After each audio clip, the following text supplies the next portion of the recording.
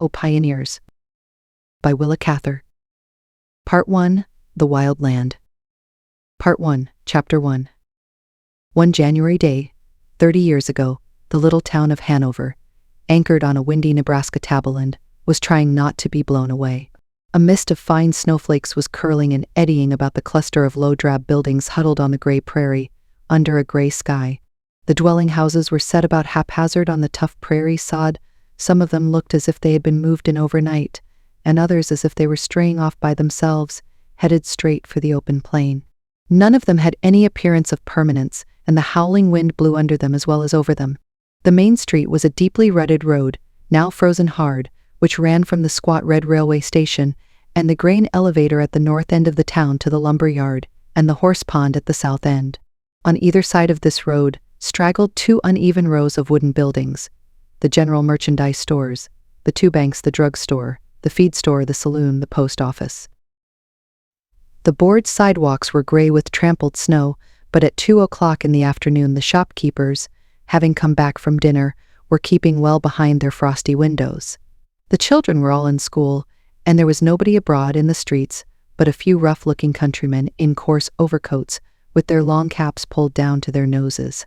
Some of them had brought their wives to town, and now and then a red or a plaid shawl flashed out of one store into the shelter of another. At the hitch bars along the street a few heavy work horses, harnessed to farm wagons, shivered under their blankets. About the station everything was quiet, for there would not be another train in until night. On the sidewalk in front of one of the stores sat a little Swede boy, crying bitterly. He was about 5 years old. His black cloth coat was much too big for him, and made him look like a little old man. His shrunken brown flannel dress had been washed many times, and left a long stretch of stocking between the hem of his skirt and the tops of his clumsy, copper-toed shoes. His cap was pulled down over his ears, his nose and his chubby cheeks were chapped and red with cold. He cried quietly, and the few people who hurried by did not notice him. He was afraid to stop anyone, afraid to go into the store and ask for help, so he sat wringing his long sleeves and looking up a telegraph pole beside him, whimpering, "My kitten, oh my kitten." Her wolf wheeze. At the top of the pole crouched a shivering gray kitten, mewing faintly and clinging desperately to the wood with her claws. The boy had been left at the store while his sister went to the doctor's office, and in her absence a dog had chased his kitten up the pole.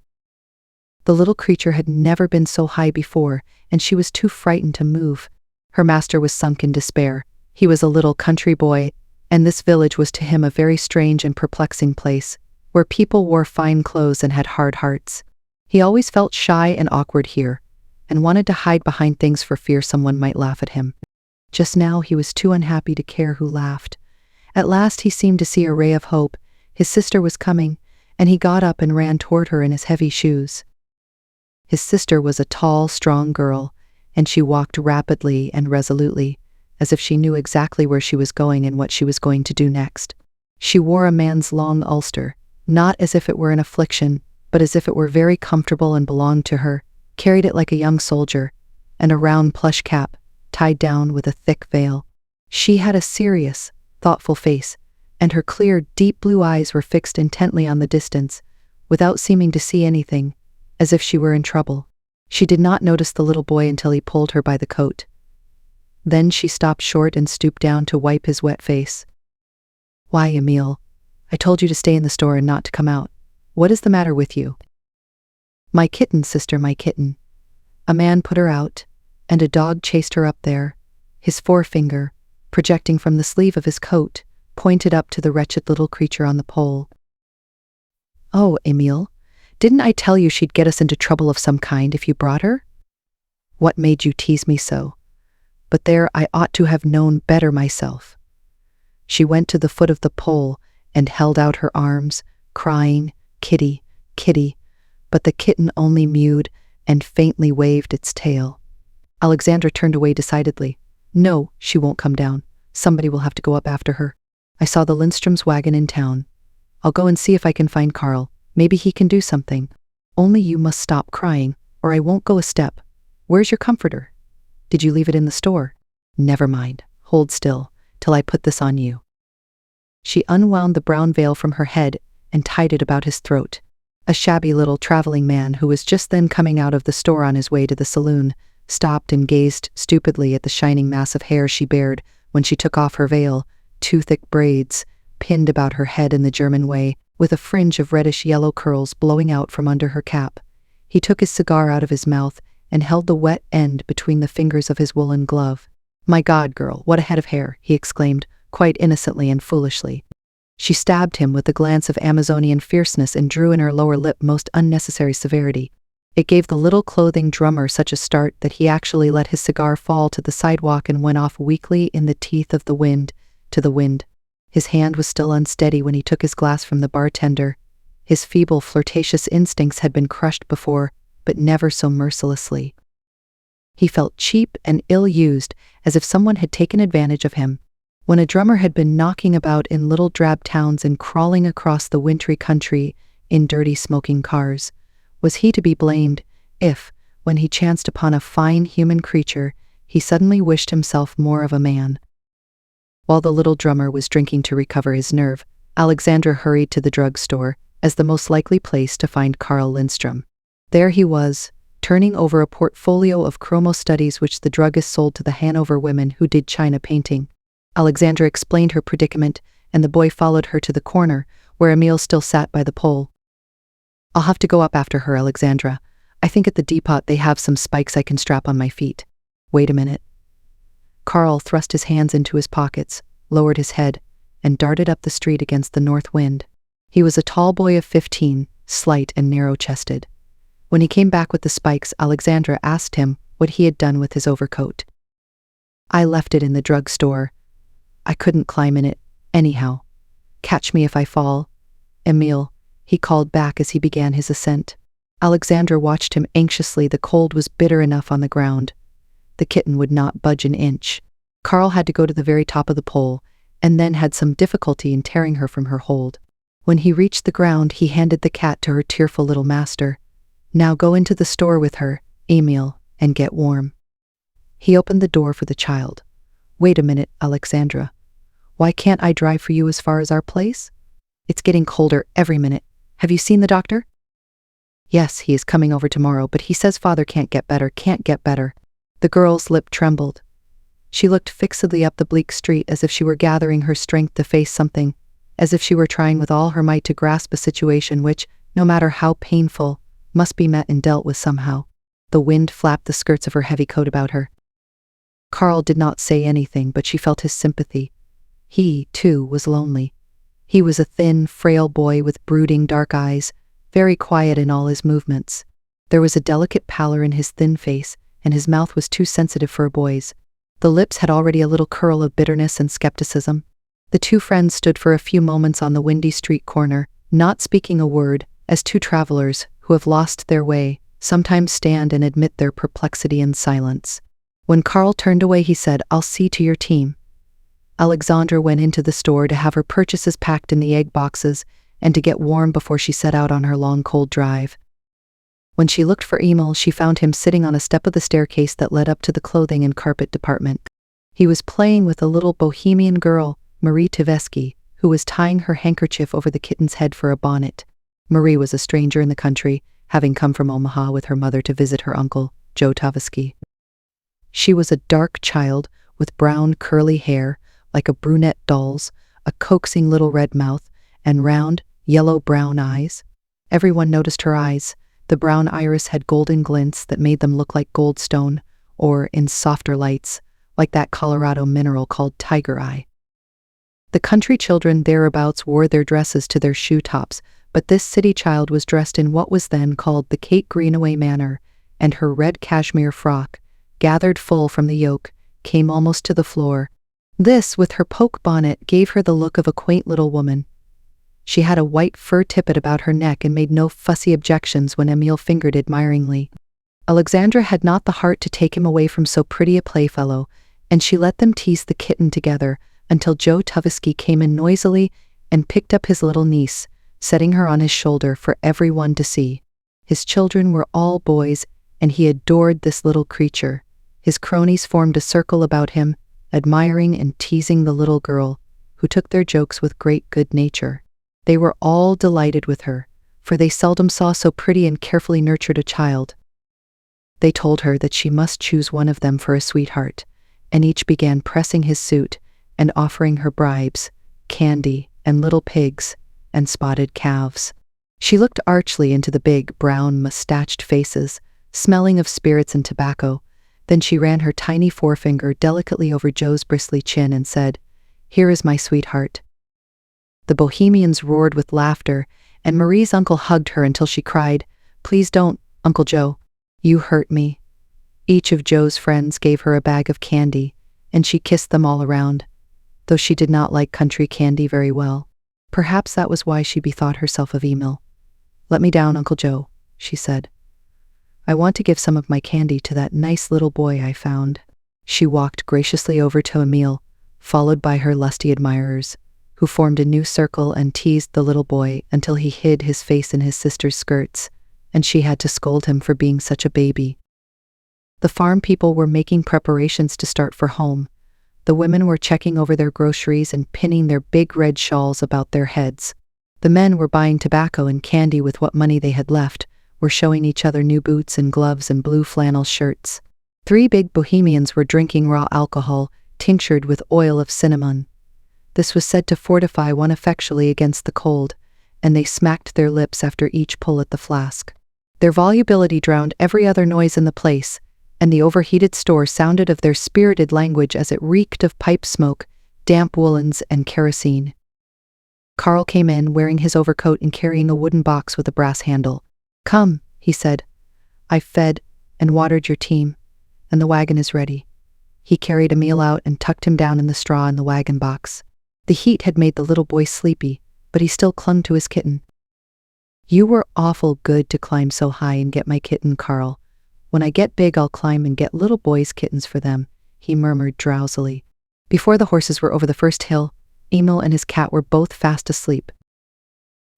Although it was only 4 o'clock, the winter day was fading. The road led southwest, toward the streak of pale, watery light that glimmered in the leaden sky. The light fell upon the 2 sad young faces that were turned mutely toward it, upon the eyes of the girl, who seemed to be looking with such anguished perplexity into the future, upon the somber eyes of the boy, who seemed already to be looking into the past.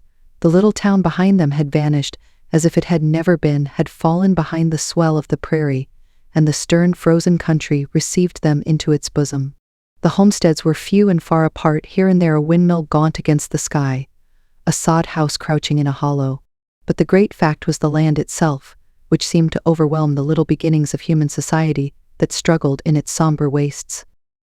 It was from facing this vast hardness that the boy's mouth had become so bitter, because he felt that men were too weak to make any mark here, that the land wanted to be let alone, to preserve its own fierce strength, its peculiar, savage kind of beauty, its uninterrupted mournfulness.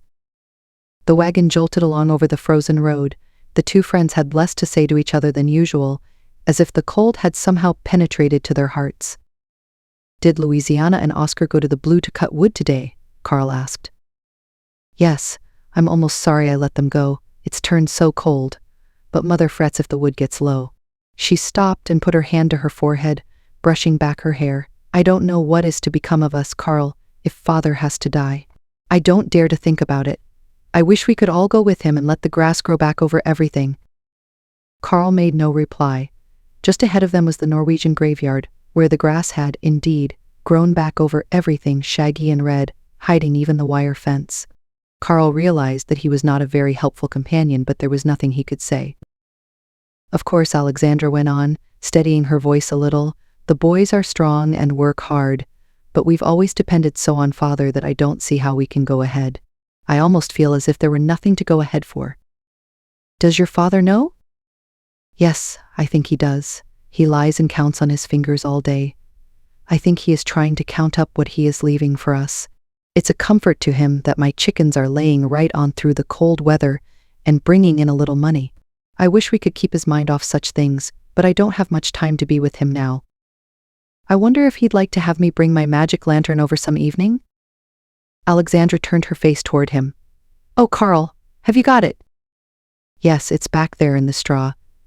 Didn't you notice the box I was carrying? I tried it all morning in the drugstore cellar, and it worked ever so well, makes fine, big pictures.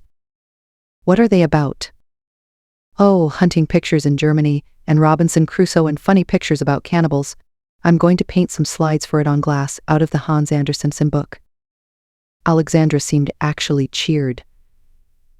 There is often a good deal of the child left in people who have had to grow up too soon. Do bring it over, Carl. I can hardly wait to see it, and I'm sure it will sother. Are the pictures colored? Then I know he'll like them. He likes the calendars I get him in town. I wish I could get more. You must leave me here, mustn't you? It's been nice to have company. Carl stopped the horses and looked dubiously up at the black sky. It's pretty dark. Of course the horses will take you home, but I think I'd better light your lantern in case you should need it. He gave her the reins and climbed back into the wagon box, where he crouched down and made a tent of his overcoat. After a dozen trials, he succeeded in lighting the lantern, which he placed in front of Alexandra, half covering it with a blanket so that the light would not shine in her eyes. Now, wait until I find my box. Yes, here it is. Good night, Alexandra. Try not to worry. Carl sprang to the ground and ran off across the fields toward the Lindstrom homestead. Oh, he called back as he disappeared over a ridge and dropped into a sand gully. The wind answered him like an echo. Oh. Alexandra drove off alone. The rattle of her wagon was lost in the howling of the wind, but her lantern, held firmly between her feet, made a moving point of light along the highway, going deeper and deeper into the dark country. Part 1, Chapter 2. On one of the ridges of that wintry waste stood the low log house in which John Bergson was dying.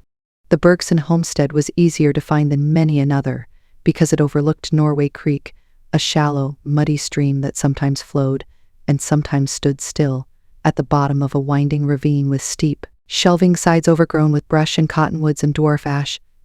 This creek gave a sort of identity to the farms that bordered upon it.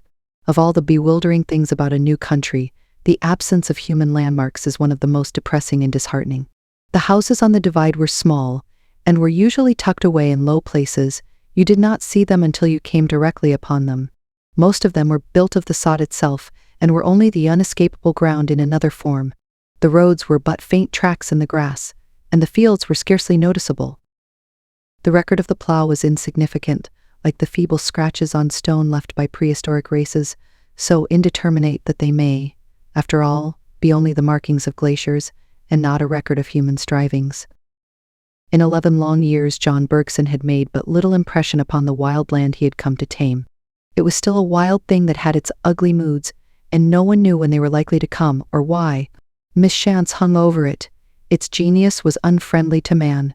The sick man was feeling this as he lay looking out of the window, after the doctor had left him, on the day following Alexandra's trip to town. There it lay outside his door, the same land, the same lead-colored miles. He knew every ridge and draw and gully between him and the horizon. To the south, his plowed fields; to the east, the sod stables, the cattle corral, the pond, and then the grass. Bergson went over in his mind the things that had held him back. One winter his cattle had perished in a blizzard. The next summer one of his plow horses broke its leg in a prairie dog hole and had to be shot. Another summer he lost his hogs from cholera, and a valuable stallion died from a rattlesnake bite. Time and again his crops had failed. He had lost 2 children, boys, that came between Lou and Emile, and there had been the cost of sickness and death. Now, when he had at last struggled out of debt, he was going to die himself. He was only 46, and had, of course, counted upon more time. Bergson had spent his first 5 years on the divide getting into debt, and the last 6 getting out. He had paid off his mortgages, and had ended pretty much where he began, with the land.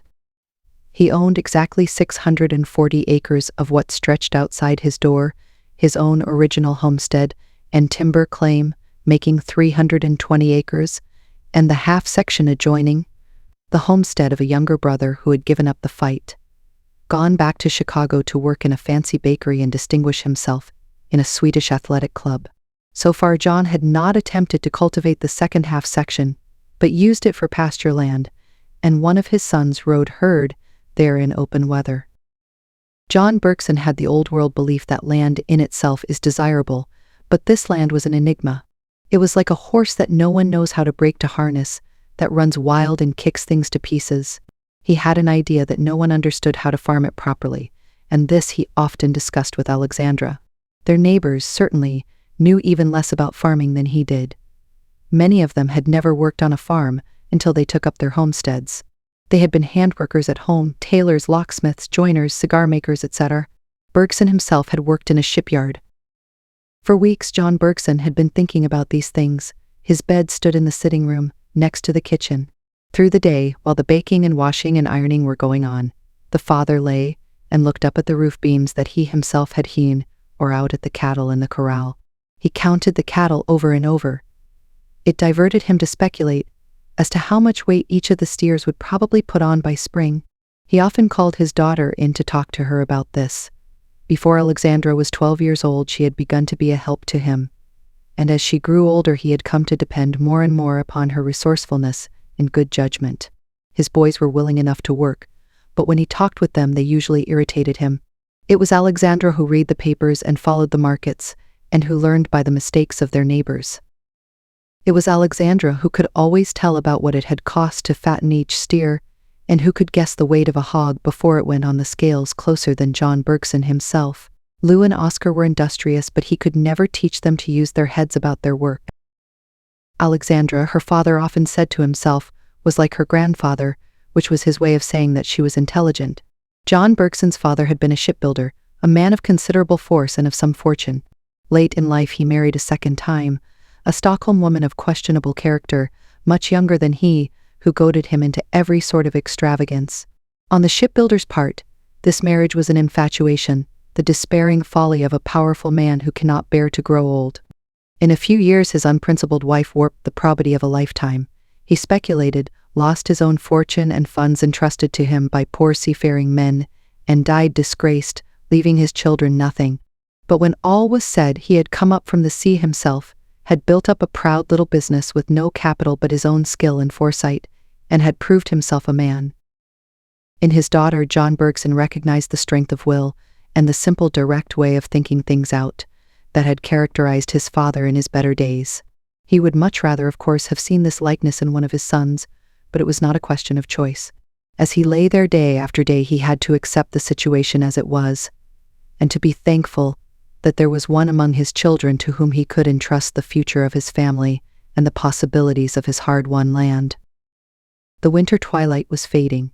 The sick man heard his wife strike a match in the kitchen, and the light of a lamp glimmered through the cracks of the door. It seemed like a light shining far away. He turned painfully in his bed and looked at his white hands, with all the work gone out of them. He was ready to give up, he felt.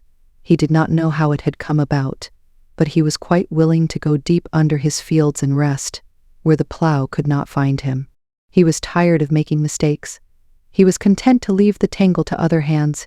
He thought of his Alexandra's strong ones. "Daughter," he called feebly, "daughter." He heard her quick step and saw her tall figure appear in the doorway, with the light of the lamp behind her. He felt her youth and strength, how easily she moved and stooped and lifted. But he would not have had it again if he could, not he. He knew the end too well to wish to begin again. He knew where it all went to, what it all became. His daughter came and lifted him up on his pillows. She called him by an old Swedish name that she used to call him when she was little, and took his dinner to him in the shipyard. "Tell the boys to come here, daughter. I want to speak to them." "They are feeding the horses, father. They have just come back from the Blue. Shall I call them?" He sighed. No, wait until they come in. Alexandra, you will have to do the best you can for your brothers. Everything will come on you." "I will do all I can, father. Don't let them get discouraged and go off like Uncle Otto. I want them to keep the land." "We will, father, we will never lose the land." There was a sound of heavy feet in the kitchen.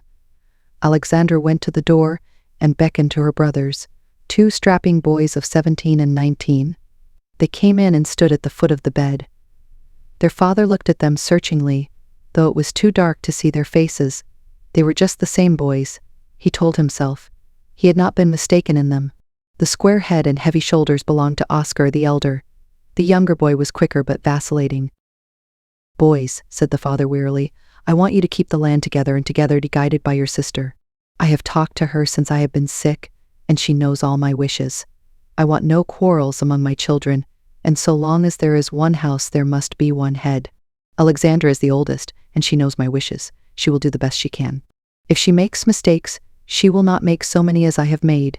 When you marry, and want a house of your own, the land will be divided fairly, according to the courts.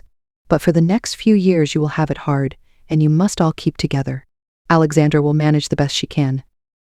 Oscar, who was usually the last to speak, replied because he was the older, "Yes, father. It would be so anyway, without your speaking. We will all work the place together. And you will be guided by your sister boys and be good brothers to her, and good sons to your mother. That is good, and Alexandra must not work in the fields any more. There is no necessity now. Hire a man when you need help. She can make much more with her eggs and butter than the wages of a man. It was one of my mistakes that I did not find that out sooner. Try to break a little more land every year. Sod corn is good for fodder. Keep turning the land, and always put up more hay than you need. Don't grudge your mother a little time for plowing her garden and setting out fruit trees, even if it comes in a busy season. She has been a good mother to you, and she has always missed the old country." When they went back to the kitchen, the boys sat down silently at the table. Throughout the meal they looked down at their plates and did not lift their red eyes. They did not eat much, although they had been working in the cold all day, and there was a rabbit stewed in gravy for supper and prune pies. John Bergson had married beneath him, but he had married a good housewife.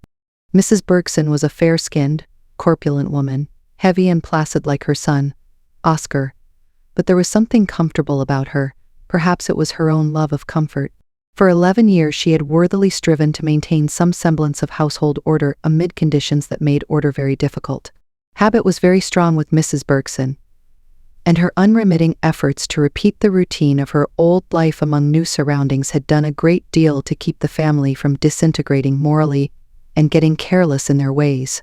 The Bergsons had a log house, for instance, only because Mrs. Bergson would not live in a sod house. She missed the fish diet of her own country, and twice every summer she sent the boys to the river, 20 miles to the southward, to fish for channel cat. When the children were little, she used to load them all into the wagon, the baby in its crib, and go fishing herself. Alexandra often said that if her mother were cast upon a desert island, she would thank God for her deliverance, make a garden, and find something to preserve. Preserving was almost a mania with Mrs. Bergson. Stout as she was, she roamed the scrubby banks of Norway Creek looking for fox grapes and goose plums, like a wild creature in search of prey. She made a yellow jam of the insipid ground cherries that grew on the prairie, flavoring it with lemon peel, and she made a sticky dark conserve of garden tomatoes. She had experimented even with the rank buffalo pea, and she could not see a fine bronze cluster of them without shaking her head and murmuring, "What a pity." When there was nothing more to preserve, she began to pickle. The amount of sugar she used in these processes was sometimes a serious drain upon the family resources. She was a good mother, but she was glad when her children were old enough not to be in her way in the kitchen. She had never quite forgiven John Bergson for bringing her to the end of the earth, but, now that she was there, she wanted to be let alone to reconstruct her old life, in so far as that was possible. She could still take some comfort in the world if she had bacon in the cave, glass jars on the shelves, and sheets in the press. She disapproved of all her neighbors because of their slovenly housekeeping, and the women thought her very proud. Once when Mrs. Bergson, on her way to Norway Creek, stopped to see old Mrs. Lee, the old woman hid in the haymow for fear Miss Bergson would catch her barefoot. Part 1, Chapter 3. One Sunday afternoon in July, 6 months after John Bergson's death, Carl was sitting in the doorway of the Lindstrom kitchen, dreaming over an illustrated paper, when he heard the rattle of a wagon along the hill road. Looking up, he recognized the Bergsons' team, with 2 seats in the wagon, which meant they were off for a pleasure excursion. Oscar and Lou, on the front seat, wore their cloth hats and coats, never worn except on Sundays, and Emil, on the second seat with Alexandra, sat proudly in his new trousers, made from a pair of his father's, and a pink striped shirt, with a wide ruffled collar. Oscar stopped the horses and waved to Carl, who caught up his hat and ran through the melon patch to join them. "Want to go with us?" Lou called. "We're going to Crazy Ivar's to buy a hammock." "Sure." Carl ran up panting, and clambering over the wheel sat down beside Emil. "I've always wanted to see Ivar's pond. They say it's the biggest in all the country. Aren't you afraid to go to Ivar's in that new shirt, Emil? He might want it and take it right off your back." Emil grinned. "I'd be awful scared to go," he admitted, If you big boys weren't along to take care of me. Did you ever hear him howl, Carl? People say sometimes he runs about the country howling at night, because he is afraid the Lord will destroy him. Mother thinks he must have done something awful wicked. Lou looked back and winked at Carl. What would you do, Emil, if you was out on the prairie by yourself and seen him coming? Emil stared.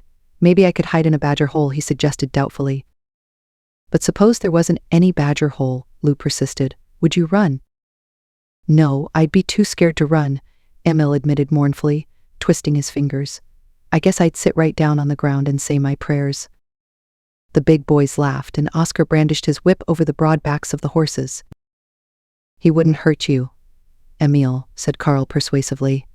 He came to doctor our mare when she ate green corn and swelled up most as big as the water tank. He petted her just like you do your cats. I couldn't understand much, he said, for he don't talk any English, but he kept patting her and groaning as if he had the pain himself and saying, There now, sister, that's easier, that's better. Lou and Oscar laughed, and Emil giggled delightedly and looked up at his sister. I don't think he knows anything at all about doctoring, said Oscar scornfully. They say when horses have distemper he takes the medicine himself and then prays over the horses. Alexandra spoke up.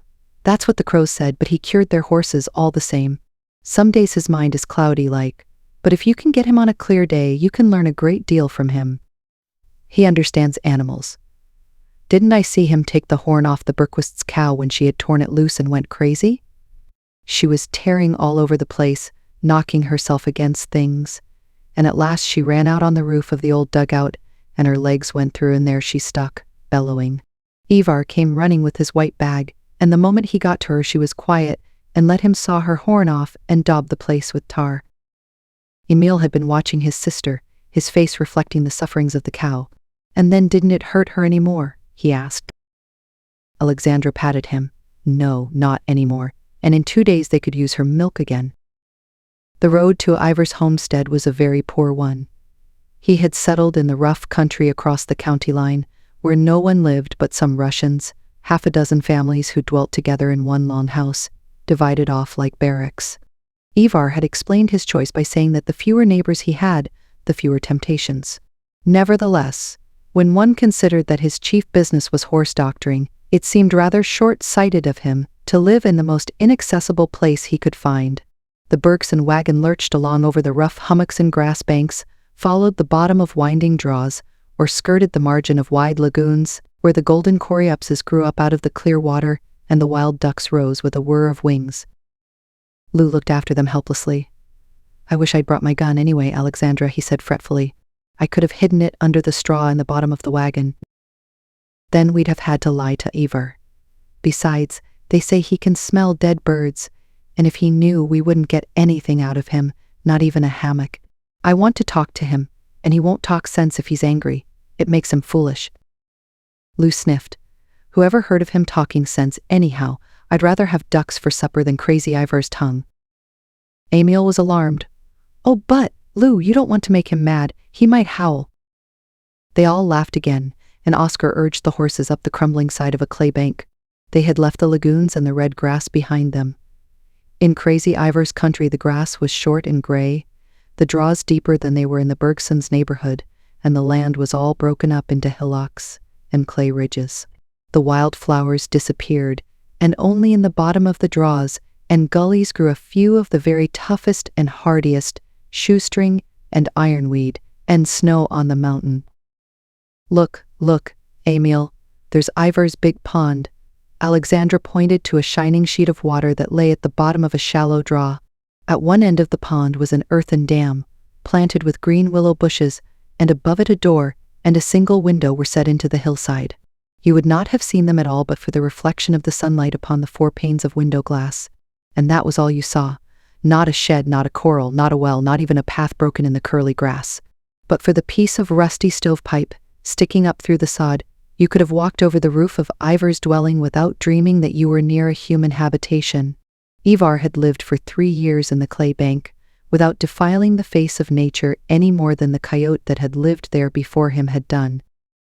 When the Bergsons drove over the hill, Ivar was sitting in the doorway of his house, reading the Norwegian Bible. He was a queerly shaped old man, with a thick, powerful body set on short bow legs. His shaggy white hair, falling in a thick mane about his ruddy cheeks, made him look older than he was. He was barefoot, but he wore a clean shirt of unbleached cotton, open at the neck. He always put on a clean shirt when Sunday morning came round, though he never went to church. He had a peculiar religion of his own and could not get on with any of the denominations. Often he did not see anybody from one week's end to another. He kept a calendar, and every morning he checked off a day, so that he was never in any doubt as to which day of the week it was. Ivar hired himself out in threshing and corn husking time, and he doctored sick animals when he was sent for. When he was at home, he made hammocks out of twine and committed chapters of the Bible to memory. Ivar found contentment in the solitude he had sought out for himself. He disliked the litter of human dwellings, the broken food, the bits of broken china, the old wash boilers and tea kettles thrown into the sunflower patch. He preferred the cleanness and tidiness of the wild sod. He always said that the Badgers had cleaner houses than people, and that when he took a housekeeper her name would be Mrs. Badger. He best expressed his preference for his wild homestead by saying that his Bible seemed truer to him there. If one stood in the doorway of his cave and looked off at the rough land, the smiling sky, the curly grass white in the hot sunlight, if one listened to the rapturous song of the lark, the drumming of the quail, the burr of the locust against that vast silence, one understood what Ivar meant. On this Sunday afternoon his face shone with happiness. He closed the book on his knee, keeping the place with his horny finger, and repeated softly, "He sendeth the springs into the valleys which run among the hills. They give drink to every beast of the field, the wild asses quench their thirst. The trees of the Lord are full of sap, the cedars of Lebanon which he hath planted. Where the birds make their nests, as for the stork, the fir trees are her house. The high hills are a refuge for the wild goats, and the rocks for the conies."